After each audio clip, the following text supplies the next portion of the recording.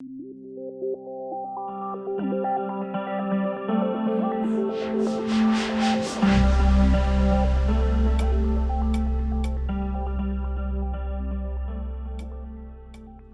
everyone. I'm Connor Lokar, Senior Forecaster here with ITR Economics, checking in for our latest Trends Talk. Today, we're going to be talking about some things to be thankful for this retail season as we head into the home stretch of 2020.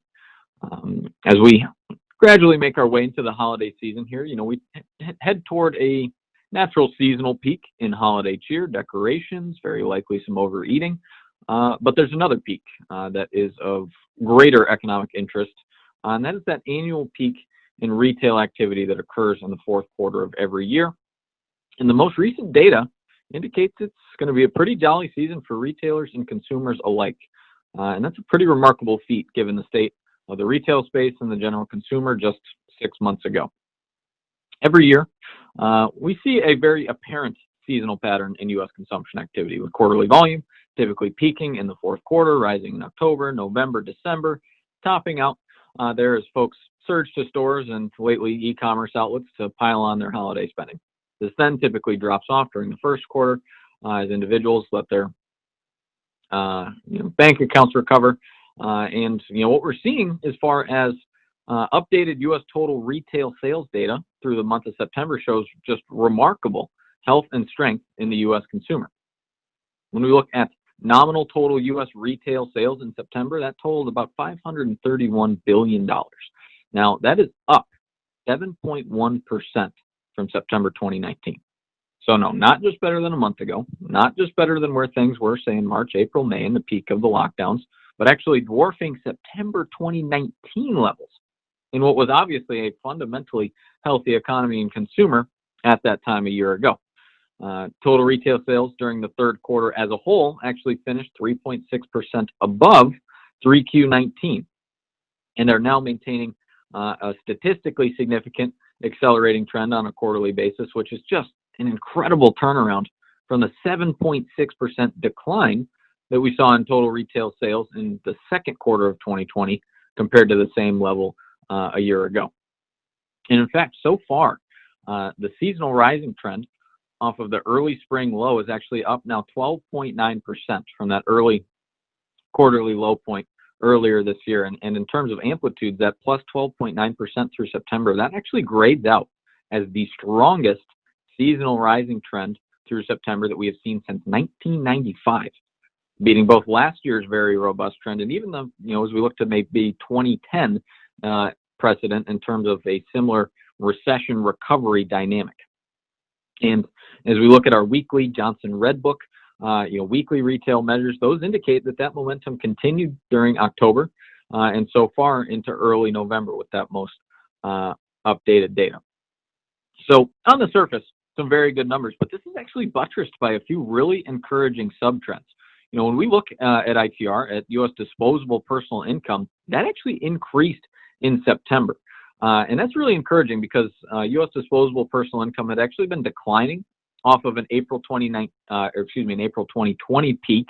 That peak was an outcome of the surge in DPI that was delivered by the CARES Act rollout in September, the $1,200 checks, the stepped-up unemployment benefits.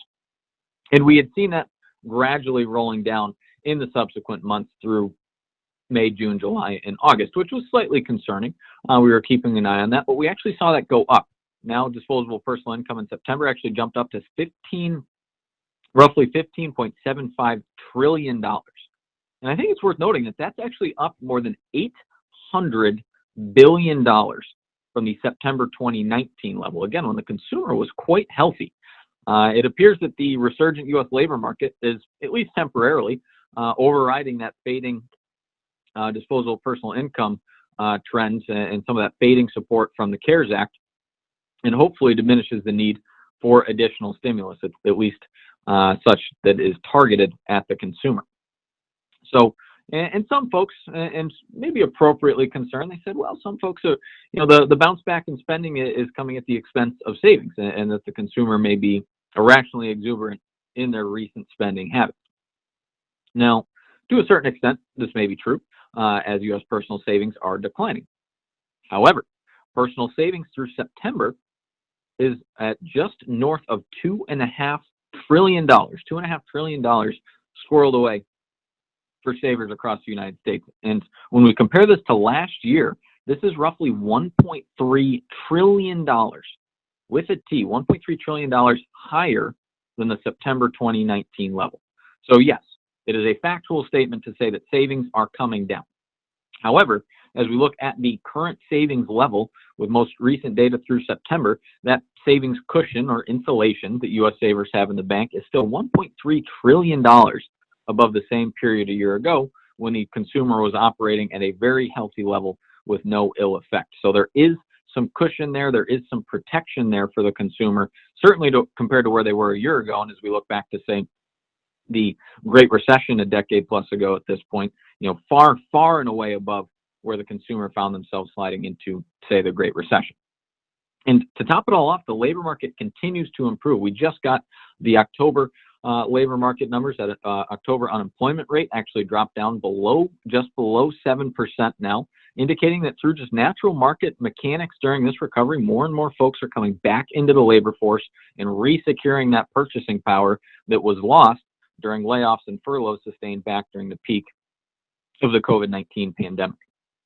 So, and we're seeing that obviously play through in those retail sales and disposable income metrics. So this is huge. Obviously, if you're a retailer, you're feeling very good about your prospects here for the remainder of the fourth quarter. But just for the U.S. economy at large, again, we are a consumer-dominated, driven, and oriented economy here in the United States, which is what made the lockdown so damaging for our economy back in the second quarter, and is exactly what makes these most recent numbers so encouraging.